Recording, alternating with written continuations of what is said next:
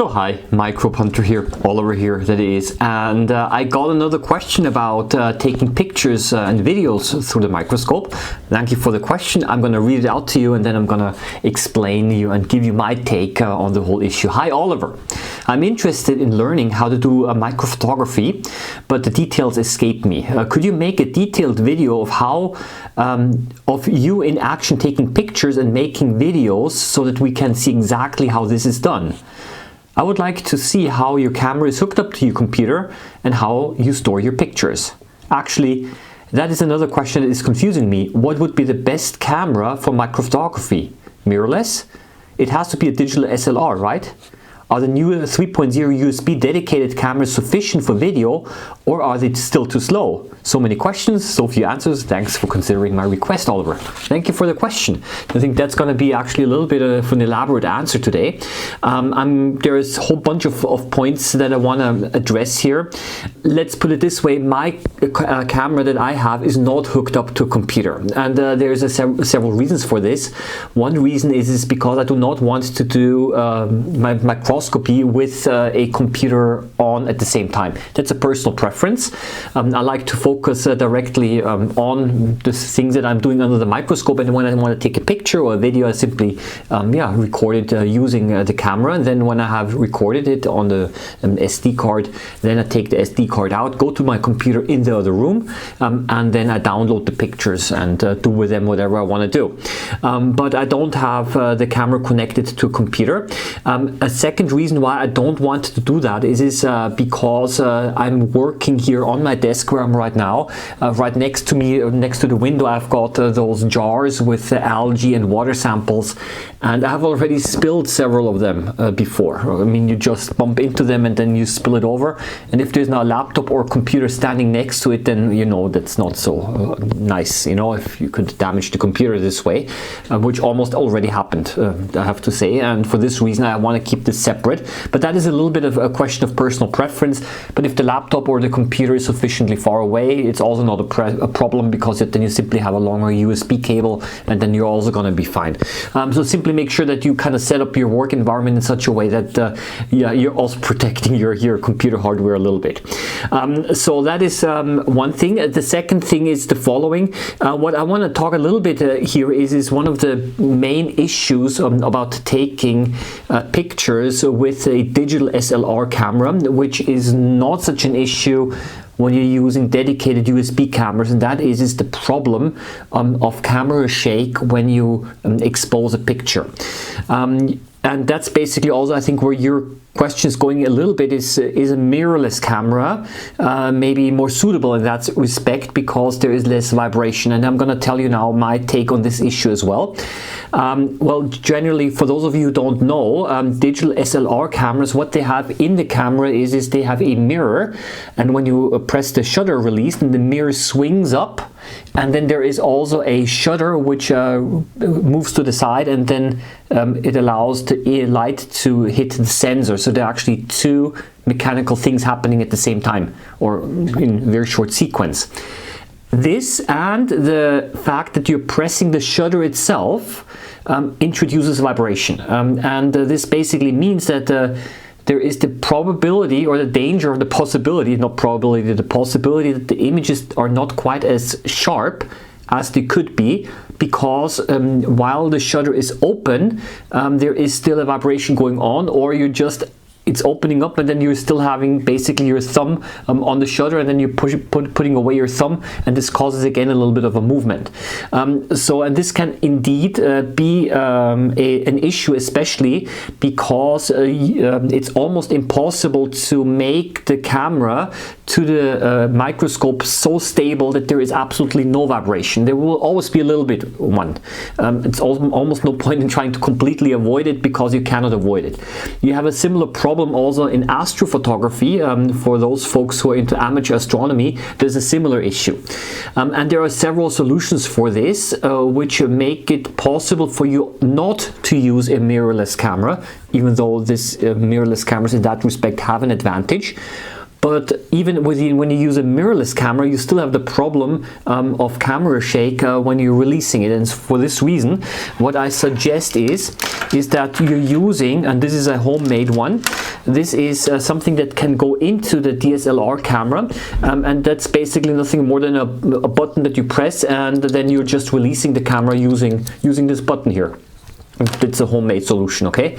But for you, in order to use this, your camera must have this possibility of having an external shutter, okay?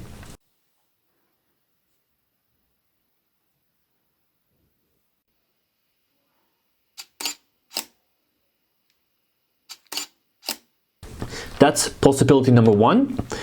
So basically you are not really touching the camera when you're releasing it. The second possibility, which pretty much all cameras are able to do, is simply that you use the self-timer. And what I usually do is I use a 2-second self-timer, and this is perfectly fine. So you simply put a 2-second self-timer, you release, you press the shutter, and it says beep, beep, 2 seconds, and then it exposes. And then what happens is the following, then the shutter will of course expose, and also the mirror will flip up, and this might again introduce vibrations. So what DSLR cameras are allow you to do is to have a so-called a mirror lockup. So this means that while I'm able to I'm able to push a button, and then the mirror is locked up, I see the image then on screen, on my LCD screen, and then when I actually press the shutter button, then only the shutter is moving and not the mirror, and this significantly reduces the vibrations as well. Another possible solution to reduce the vibration effect is to use, you might be surprised now, either an extremely long or an extremely short exposure time. But exposure times of around 1/20th of a second are the most unfavorable, because 1/20th of a second, that is usually the duration when there is still a vibration going on. If you are using very short exposure times, then you need a lot of light for that, of course. But if you use a very short exposure time, then there is simply no time for the camera to record the vibration, and you don't have this motion blur. So, for example, just like when you're doing sports photography, you also want to have a very short exposure time, because then the movement of the person doing the sport or the fast activity is actually also frozen. Or you use a very long exposure time, let's say around 1 or 2 seconds. You could go down with the light intensity. And why will this be an advantage? Because by the time you've actually pressed the shutter release, the camera has swung out and it has stabilized. And for the majority of those 1 to 2 seconds, the camera will be quiet. So you will not notice the very short initial vibration. The camera will not capture that, because it's going to be overcompensated by the long 2-second exposure.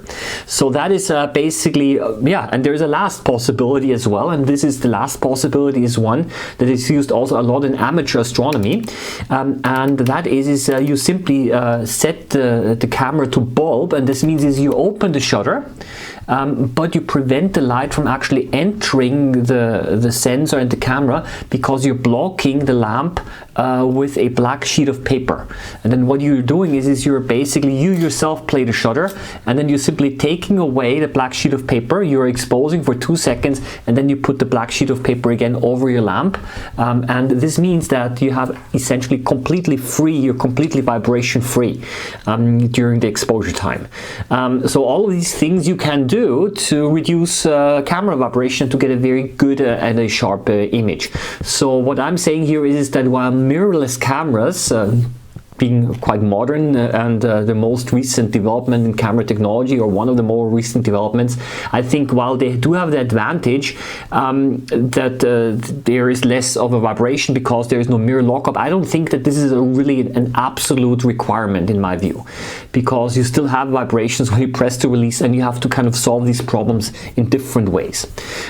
So my idea is that if you find a camera that you like, and it is a mirrorless camera that you want to use, then please go ahead and use it. If you find a DSLR with a mirror that swings back and forth and you feel comfortable using that, then use that. I think that is not the big issue really, because there are solutions to these problems. So that is simply something here. Now, concerning DSLR cameras or mirrorless cameras compared to USB microscope cameras, is there a difference? And here the difference is that those DSLR cameras or mirrorless cameras, they have a very large sensor, and this has significant advantages. And one of the advantages is that there is significantly less noise, especially during low light. And this means that you have a much better low light performance at higher magnifications, for example, or if you want to capture the movement of fast moving organisms, you're going to be better off using cameras with a large sensor size, because you simply can go up with a camera sensitivity with the ISO significantly more without actually really impacting so much in image quality, because there will be less noise on the image. So that is one advantage of large sensor cameras. And the second advantage is that they're much better in capturing very bright and very dark parts of the image at the same time.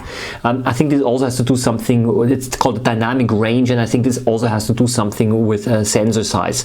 However, the USB cameras do have the advantage in that they're significantly more compact and they're more convenient to be used. Also, maybe if you want to do so-called time-lapse photography, or if you want to take a picture, let's say every second for a few hours, then it's much more convenient to actually use a microscope camera, which directly saves the images on the computer. Now, concerning USB 3.0 cameras and the ability to capture videos, I've already mentioned in several videos before that USB 2.0 is too slow to capture videos. Well, it depends really on what resolution you want to have. I'm working with full HD when I make my videos. I want to have full HD also for my YouTube videos, and in that case USB 2.0 is way too slow if you also want to have the appropriate frame rate. Okay, so I want to have a smooth motion and also the resolution, and USB 2.0 is simply too slow. I have a USB 3.0 camera as well, which essentially would have given me the appropriate resolution and motion. But the problem with that is that my computer was too old, and with older computers, they apparently did not fully implement the USB 3.0 standard. So you also need a computer that's able to process the signal in a sufficient speed. So you see, I would say it depends a little bit on the combination of camera to computer that you have. It also depends on other factors. Ironically, you have to have a proper cable, USB cable, because if you don't have the proper USB 3.0 cable, then again, this slows down the whole data transmission. So there are a whole bunch of factors that you have to consider here. And then ultimately I stopped using my USB 3.0 camera because of other reasons, and one of these reasons is that the field of view of the camera was so small that it was again not very practical, and I wanted to have a larger field of view, which I have with a DSLR. So there were a whole bunch of other issues as well. I wouldn't say that this was a knockout criterion, so to say, but it's simply also a question of personal preference. And because I already had my camera being set up in such a way that it works well, essentially that's why I decided I'm just going to stick to my DSLR camera. Other people have a different solution, and it's also going to work fine. So what I'm just trying to say here is that there's several possibilities here, and there's not one right way. There is one thing that I do want to mention, however, and that is if you do not have a trinocular head or one photo tube here, it's kind of problematic to directly connect a DSLR camera, which is quite heavy, or here on an eyepiece. The reason is because there is going to be a lot of pressure down here, so the microscope has to be sufficiently stable. That's important. And in that case, maybe the smaller mirrorless cameras might indeed be an advantage, because they're simply not as heavy and they're more compact, and therefore for stability reasons it might be more convenient. So So it depends a little bit on the individual solution that you have. And nowadays what you have to do is you have to, in order to connect the camera, you need a DSLR adapter, which goes in here instead of the eyepiece, and the modern DSLR adapters already have a small optics lens installed as well, so it does not really go out very far. If you just compare this, for example, I'm just going to take this off here from the other side, if you just compare this to this Olympus adapter, I mean, this is a huge heavy thing, right? And there is an optics in here, and then over here I can connect my Canon camera, so I have an adapter ring going from Olympus to Canon, and this you cannot mount this over here, okay? And if you have to do this, and you can theoretically, then you should attach another tripod as well for stability purposes, otherwise there's going to be too much strain here. So you have to essentially figure out a system that works best for you, and one that also provides an image quality that you're satisfied with. Some people are perfectly satisfied in taking videos, for example, using their mobile phone, but that might not be something that everyone wants to do. So you have to, there is no 100% ideal solution, and I would say that maybe the best or the thing is simply to try out different possibilities until you find the one that works best for you.